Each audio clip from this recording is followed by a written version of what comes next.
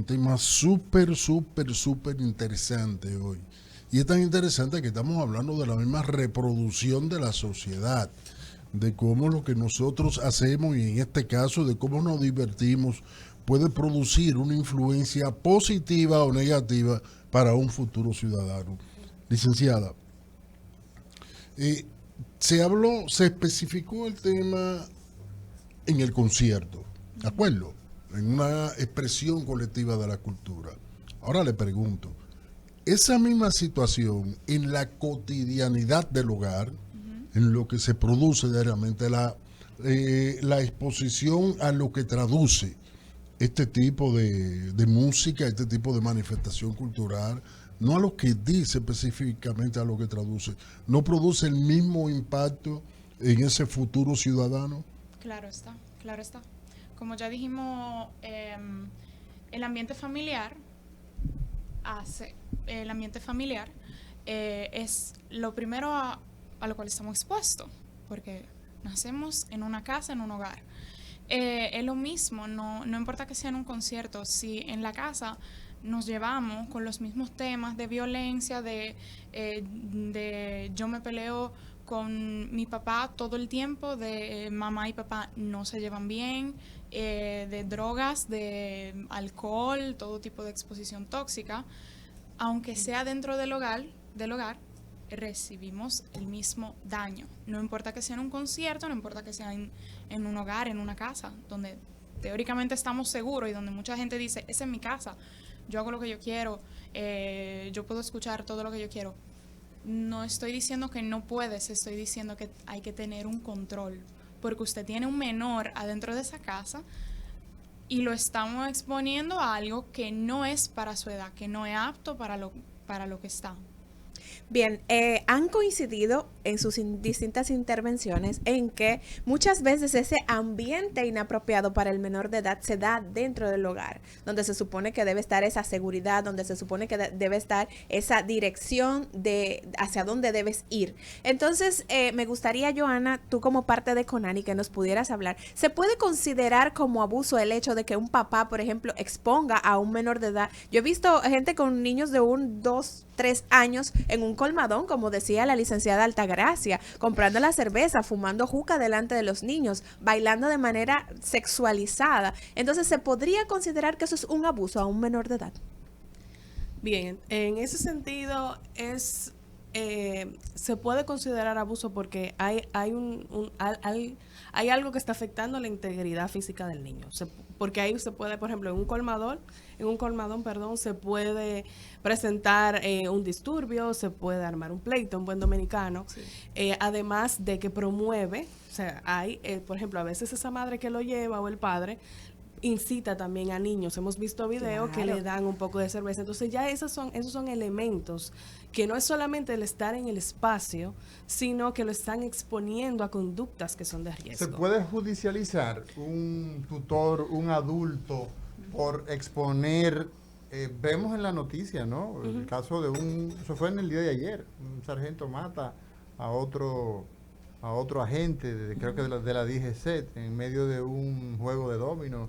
Imagínate entonces, tú llevas a tu muchacho a un lugar como eso y no solamente que está dañando su salud mental, sino que también puede salir. ¿Se puede judicializar al adulto que le quita el derecho a ese niño de ser niño, colocándolo en ambientes de esa naturaleza?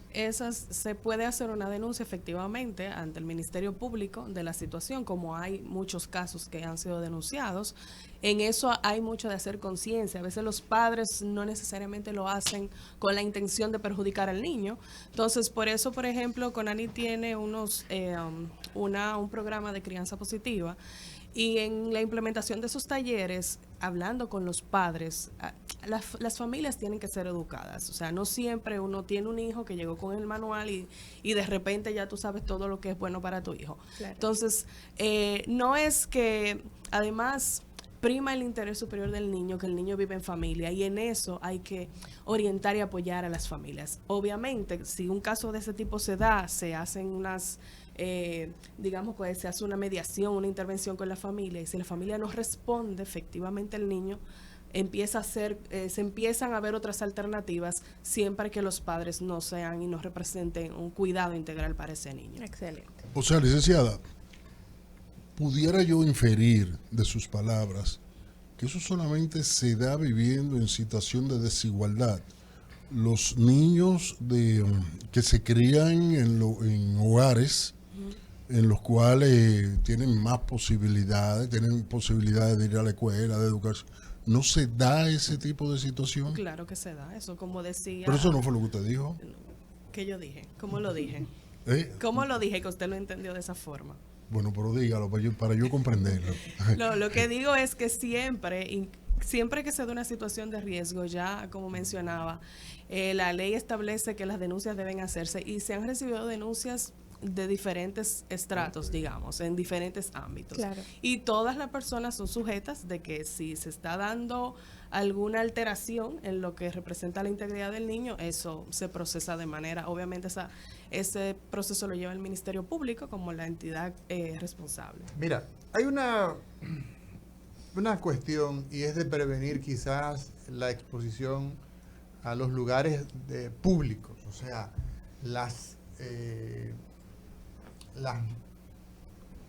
actividades de masa, donde tú tienes el sábado, me parece, en Corea del Sur, en una celebración, o viernes o sábado, era la celebración de Halloween en Corea del Sur, 150 y tantos muertos en un alud, una estampida y ahí pues, evidentemente, que en lugares de esa naturaleza, pues probablemente ahí habían algunos menores, probablemente, pero de forma preventiva, CONANI o alguna instancia del Estado Dominicano verifica que quien entre a esos espectáculos, a esas grandes concentraciones, cumpla con la mayoría de edad, tiene esa posibilidad, alguna instancia de nuestro gobierno, en fin, Joana Medina. Bueno, la ley establece que a partir de los 10 años las personas menores de edad pueden acceder a este tipo de eventos acompañados siempre de un adulto. La persona responsable o la empresa responsable del espectáculo para la venta de los tickets y en la seguridad del evento, pues deben de contemplar eso, que esté acompañado de una persona mayor de edad. Pero en un evento donde se está promocionando alcohol, donde se está promocionando, o sea, pero de manera muy expresa, o sea, este evento lo patrocina tal casa licorera, lo patrocina esta empresa de tabaco, etcétera, etcétera. O sea, el niño puede entrar acompañado de un adulto, aun cuando la ley, yo no entiendo eso, o sea, eso desde el punto de vista, no es una contradicción que él, en un espectáculo donde lo que se está promoviendo es todo lo contrario de donde él debe estar, se permita, no entendí, esa parte no la entendí. A ver si quizás pudiéramos aclarar un poco. Sí, bueno, mire, como hablamos aquí, no solamente, y claro, usted pregunta específicamente del concierto. De los conciertos. De los conciertos. Tendríamos sí. que ver, voy a consultar con una abogada allá específicamente esa parte, pero hay que aclarar algo. La familia en primera instancia es la responsable porque no puede haber una entidad que garantice que cada niño, o sea, en un evento, por ejemplo, que cada persona que está, pues entre bajo unos criterios. Ahora, como mencionaba hace un rato, si yo estoy, por ejemplo, en el concierto como ciudadana, en un concierto cualquiera, como ciudadana, y veo que hay un niño que está, por ejemplo, tomando alcohol, es un llamado, o sea, el Estado, todos representamos al Estado. Entonces, es mi deber como ciudadana denunciar eso. Claro. Y denunciarlo en el momento. Entonces, la denuncia, de hecho, puede ser anónima. Voy a dejar el número aquí. 1-809-200-1202 para todas las denuncias. Entonces, en ese sentido, pues las autoridades del sistema de protección, que no es solamente CONANI, sino un conjunto de instituciones, activan, digamos, sus protocolos. En la comisión, digamos, que aprueba los espectáculos y eso me imagino, ¿verdad? Ahí voy a decir como no soy abogada, no Claro. tengo todo el panorama. tema jurídico así como que en mi cabeza, pero sí efectivamente en diferentes escenarios donde eso se aborda siempre hay una visión de que los niños se protejan. Otra cosa, como decía aquí la licenciada Carla, los niños están expuestos a contenido sexualizado en todos los lugares. Sí. Entonces los padres a veces es explicarles que tú entiendes por eso, mira, eso no está bien, porque es que van a estar. Puede ser que se prohíba que los niños vayan a un concierto y el problema no va a parar. No tienen que salir, están en un teléfono y se meten a las redes sociales y ahí está todo. El tema es cómo yo ayudo a esa persona en desarrollo a procesar toda la información que está recibiendo de diferentes contextos. Entonces ahí está un poco... En ese sentido, Joana, tú has dado en un punto clave porque la promoción de este tipo de música de contenido sexual, de contenido que promueve el consumo de drogas, el consumo de bebidas alcohólicas, la gente dice, bueno, ese es el reflejo de la sociedad. Entonces nos gustaría, Celedonio, que usted como sociólogo pudiera hablar de hacia dónde vamos como sociedad y cómo puedo yo, pese a que la sociedad vaya desbocada en el hogar, propiciar a que mis hijos tomen otro rumbo, que vayan en dirección opuesta a cómo va la sociedad en sentido general. Bien, en sentido general yo creo que la situación es bastante compleja. Porque oigo las distintas intervenciones y quiero situar el problema de que los menores, los niños, que sobre todo son víctimas del uso de droga, son menores que no atienden el consejo de padres, no atienden el llamado, las prohibiciones que le hacen sus padres. Yo estoy seguro que en este país muchos menores asisten a actividades que podemos caracterizar como de inapropiadas para ellos en función de su desarrollo intelectual, su desarrollo mental, su desarrollo social. Asisten a esos eventos por encima de la voluntad de sus padres. No pueden en esta sociedad muchos padres lograr encauzar a sus hijos por un sendero adecuado. Y esa es una de mis preocupaciones como sociólogo, que yo advierto una gran cantidad de jóvenes, de menores que están por encima de sus padres, no lo oyen. Y los padres le tienen miedo, insisto, en el caso de los que incurren en el uso de droga, sus padres les tienen miedo. Ahora, con respecto a la pregunta que me hacía Liz, tú decías algo muy válido. Estamos en una sociedad en general desbocada. Hay un autor inglés, sociólogo, llamado Anthony Giddens, que tiene un texto así mismo titulado La sociedad desbocada. Esta situación que estamos viendo no es una situación exclusiva, privativa a la sociedad dominicana. Es una situación global que se da en las distintas sociedades del mundo. Hago provecho de la situación para plantear sobre otro planteamiento fundamental de otro importante sociólogo llamado Zygmunt Bauman, que habla de la sociedad como una sociedad líquida. Líquida, lo plantea él, en el sentido de que no avanzamos o que la sociedad no supone un avance sólido, no supone una consistencia a lo que está ocurriendo en el conjunto de la sociedad. Entonces, a propósito de esos planteamientos, yo creo ciertamente que vamos por un camino lamentable. Ojalá que no sea un camino sin regreso. Pero yo creo que hay que continuar. Los padres tienen que continuar, no obstante las dificultades. Tienen que continuar y sobre todo la escuela, los medios de comunicación, la familia. Tienen que hacer un esfuerzo mayúsculo, porque es mayúsculo el esfuerzo que se requiere en una sociedad en que vamos contracorriente. Celedonio, te voy a hacer la mismita pregunta que le hice a la licenciada Medina, con el drama que tú has pintado. Una sociedad que va hacia el precipicio. Una vara atiemposa, no abusiva, en las edades tempranas, ¿es un maltrato al niño? Bueno, ¿O es un, cómo le llamamos nosotros los médicos? ¿O es una vacuna para prevenir una enfermedad social? bueno, estamos planteando el problema del abuso, del abuso infantil. Eso es lo que en definitiva está de por medio.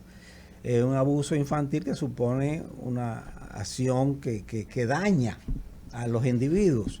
Aquí tendríamos que plantearnos si esa vara va a dañar a los individuos o no. Ahí es el problema central.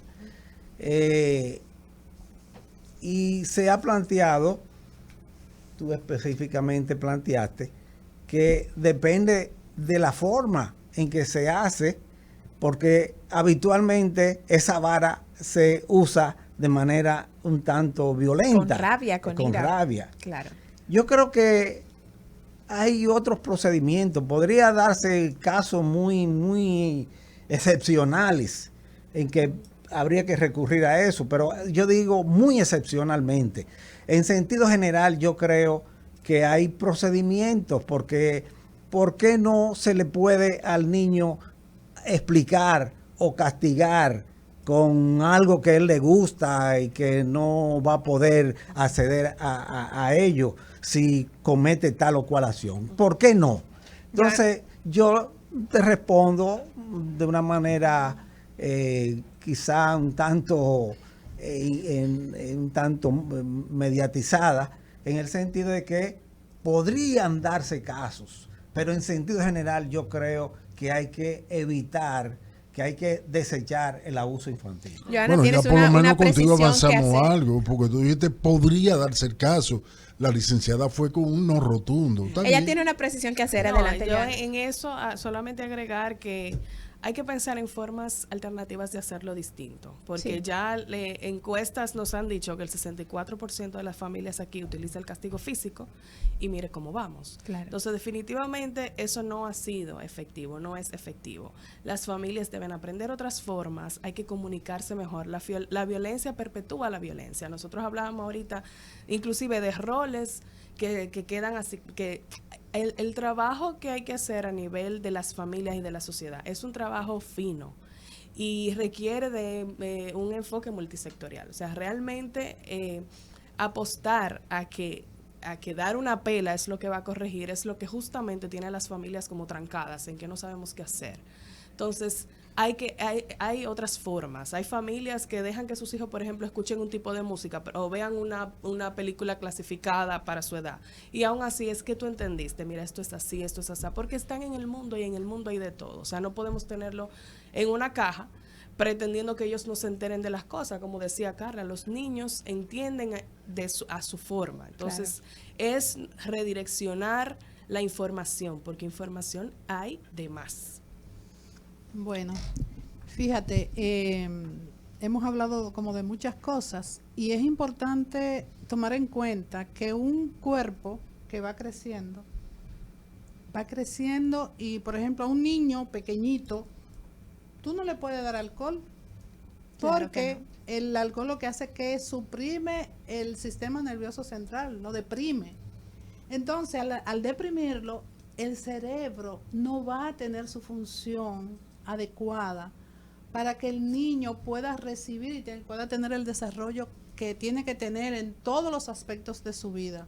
Igual pasa con las drogas. Te cuento que niños, por ejemplo, que han empezado a tomar marihuana, por ejemplo, a los 13 años, son niños que se despersonalizan, niños que tienen alucinaciones, se transforman. Un niño que era alegre, que era feliz, se transforma en una persona que tú no conoces. Y muchos padres en la casa se preguntan, pero es que él no era así. Y tú le dices, ¿usted investigó si él está consumiendo alguna sustancia? Y el papá dice, no, mi hijo no. Y cuando Están ajenos. Sí, y cuando vamos a La ver, negación. hay un consumo de alguna sustancia o de alcohol. Y sobre todo, miren, la droga más dañina, porque está legalizada, es el alcohol. Y las personas que toman alcohol pueden traer en su genética ya una predisposición al alcohol.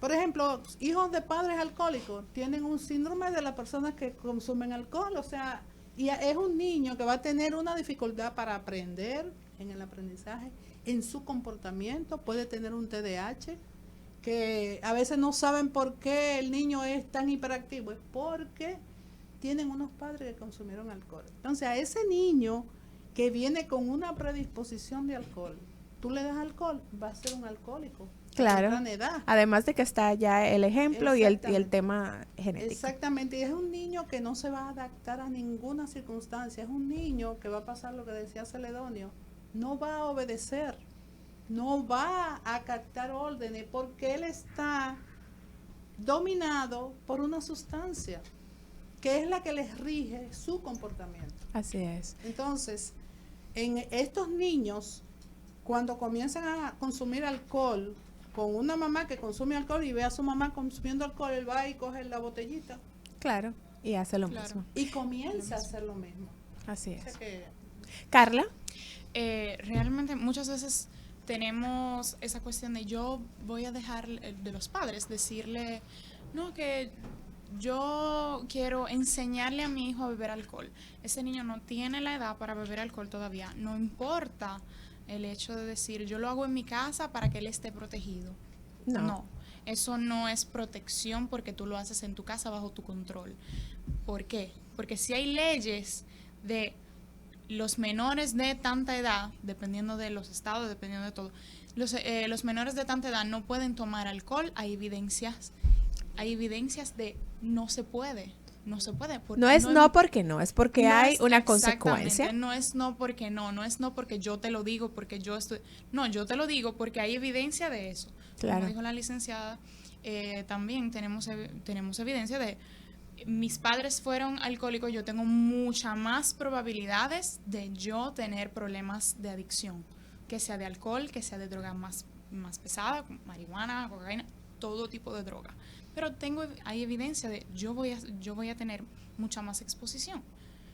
Entonces, no podemos decir de, yo lo hago a mi manera. No, las cosas no es yo lo hago a mi manera, es no se hace. Claro. Ese niño todavía no está desarrollado, ese niño no tiene las capacidades cerebrales para introducir alcohol en su cuerpo, y lo sabemos, medicamento probado y todo, no se puede.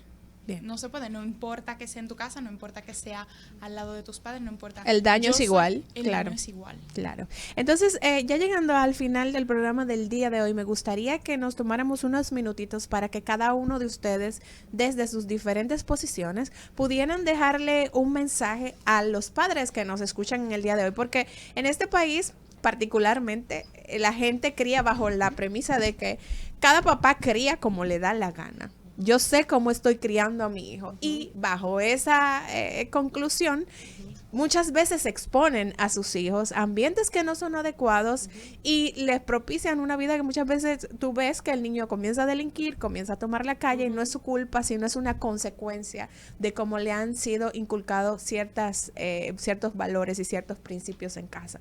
Entonces nos gustaría que ustedes les dejaran un mensaje final a la gente que nos oye de cómo garantizar ese ambiente saludable a esos menores de edad para que mañana sean ciudadanos correctos, ciudadanos que se inclinen por hacer las cosas bien.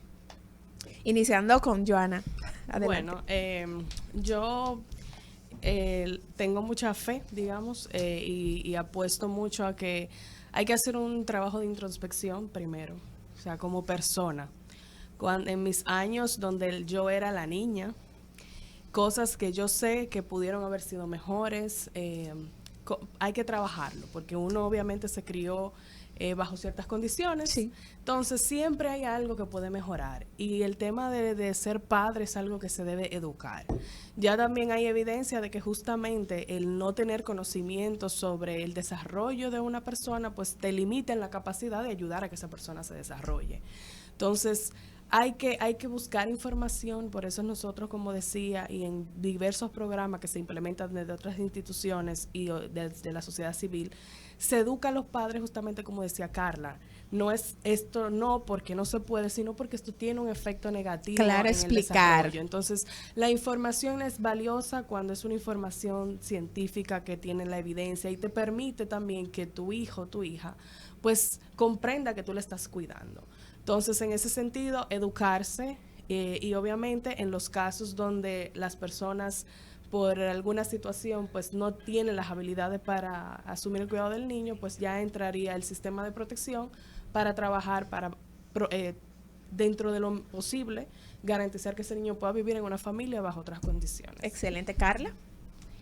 Bueno, como ya dijimos, la violencia crea violencia, entonces en un ambiente saludable crea personas saludables.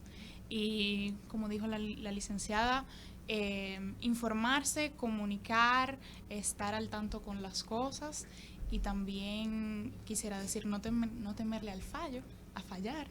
Nadie nació... No hay un librito para la crianza. No hay un librito, lamentablemente no hay un librito. Entonces no tener el miedo al fallo, no tener el miedo a pedir ayuda y decir, ¿qué yo hago en este caso?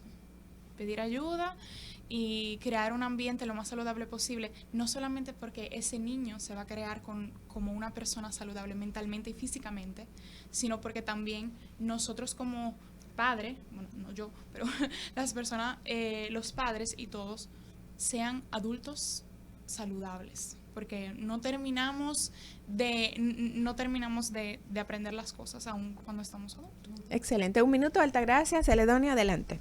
Ok, a mí me parece que todo lo que han dicho es excelente. Yo creo que las personas necesitan en este momento educación de la ternura para ayudar a los hijos a que aprendan. O sea, nosotros entendemos que muchos padres tienen mucha desinformación, y esa desinformación viene porque también hay que atender a los padres, hay que atender esa parte que decía Joana, la parte interior de cada ser humano. En tu casa lo que predomina es la violencia. Vamos a cambiar eso por una educación de afecto, de darle lo mejor que tú tienes a tus hijos en todos los espacios, y como procurar todos los espacios, la escuela, la comunidad, la familia, todos los espacios, que se saquen las cosas buenas, porque yo creo que hay muchas cosas buenas. Yo creo que no todo está perdido, yo creo que se puede recuperar, y un ejemplo de eso es, por ejemplo, yo doy escuela de padres. Los padres, con una cosita así, con ese efecto mariposa que tú le das a los padres, puede cambiar. Hay un cambio. Hay un cambio. Celedonio. Hay que estar persuadido de que los hijos, los menores, tienen derecho a una educación que propenda a su desarrollo, al desarrollo de los menores. O sea, los menores son sujetos de derecho, y en ese sentido los padres deben tener claro su responsabilidad de trabajar en el sentido de que estos menores tengan los mejores ejemplos. Yo creo que los padres deben ser ejemplo para sus hijos, sobre todo en el hogar. Yo creo que hoy día una tarea fundamental es trabajar los valores en la sociedad dominicana. Creo que ese problema atraviesa el conjunto de la sociedad, atraviesa múltiples problemas de nuestra sociedad, y en ese sentido hay que trabajar los valores, no creyendo, sin embargo, que con eso se resuelve el problema, porque hay familias que dan los mejores ejemplos a sus hijos, y sin embargo, en algunos casos, esos hijos no actúan debidamente. Así es. Agradecerles inmensamente Joana Medina, Celedonio Jiménez, la licenciada Altagracia Concepción y Carla Sanelati por acompañarnos en el día de hoy en esta entrega de Los Catedráticos. A ustedes que nos escuchan, agradecerles el favor de su sintonía y recordarles que la cita es mañana 10:30 de la mañana por Rumba 98.5 FM, Cátedra Médica, porque la salud merece respeto.